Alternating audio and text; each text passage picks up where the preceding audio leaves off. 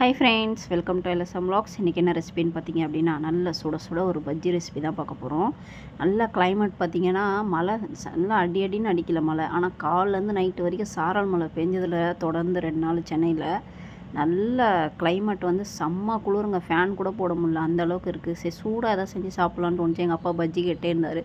சரி, பஜ்ஜி சுட்டு கொடுத்துருவோமே அப்படின்னு சொல்லிட்டு, வாங்க ரெசிபி பார்ப்போம். ஒரு கிணத்துல பார்த்திங்கன்னா நல்ல ஒரு கப்பு வந்து கடலை மாவு எடுத்துக்கோங்க. கடலை மாவு எந்த அளவுக்கு நல்ல ஒரு குவாலிட்டியாக எடுக்கிறீங்களோ அந்த அளவுக்கு பஜ்ஜி டேஸ்ட்டாக இருக்கும். அப்புறம் வந்து பார்த்திங்க அப்படின்னா வந்து அரிசி மாவு வந்து 1/4 கப்பு, மைதா மாவு வந்து 1/4 கப்பு, காஷ்மீர் சில்லி வந்து பார்த்திங்கன்னா 1 டேபிள் ஸ்பூன். காஷ்மீர் சில்லி வந்து உங்களுக்கு இருந்தால் ஆட் பண்ணிக்கோங்க, இல்லை வேறு தனி மிளகாத்தூளே ஆட் பண்ணிக்கோங்க. தனி மிளகாத்தூள் இருந்ததுன்னா கம்மியாக ஆட் பண்ணிக்கோங்க, ஏன்னா அது காரமாக இருக்கும்.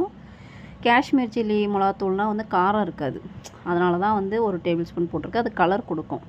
அப்புறமா வந்து உப்பு வந்து 1 டேபிள் ஸ்பூன், சோடா மாவு வந்து ஒரு 1/2 டீஸ்பூன் ஆட் பண்ணி எல்லாம் நல்லா பீட் பண்ணிக்கோங்க. அந்த பீட் வச்சு கட்டி இல்லாமல் நல்லா கரைச்சி எடுத்துகிட்டு, ரொம்ப தண்ணி ஊற்றிடாதீங்க.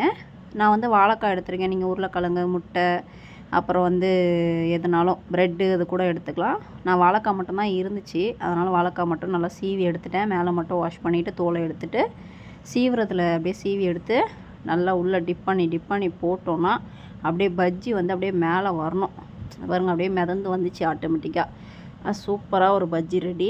இது கூட வந்து காம்பினேஷன் பார்த்திங்கன்னா தேங்காய் சட்னி செம்மையாக இருக்கும். தேங்காய் சட்னியும் நல்லாயிருக்கும், தக்காளி சட்னி. பீச்சிலலாம் போனால், சென்னை பீச்சிலலாம் போனால் ஒரு மாதிரி தக்காளி சட்னி மாதிரி ஒன்று கொடுப்பாங்க, அதுவுமே டேஸ்ட்டாக இருக்கும். பட் எனக்கு தேங்காய் சட்னி தான் பிடிக்கும்னா தேங்காய் சட்னி ரெசிபியே செஞ்சாச்சு. நல்லா சுட சுட ஈவினிங்காக வந்து ஒரு பஜ்ஜி ஒரு தேங்காய் சட்னி வச்சு ஈவினிங்காக வந்து ஸ்நாக்ஸ் வந்து முடிஞ்சிருச்சு. நீங்களும் அதை ட்ரை பண்ணி பாருங்கள். வீடியோ பிடிச்சிருந்தது அப்படின்னா லைக் பண்ணுங்கள், ஷேர் பண்ணுங்கள், சப்ஸ்கிரைப் பண்ணுங்கள், பக்கத்தில் இருக்க பெல் பட்டனை கிளிக் பண்ணிக்கோங்க. Thank you, bye bye.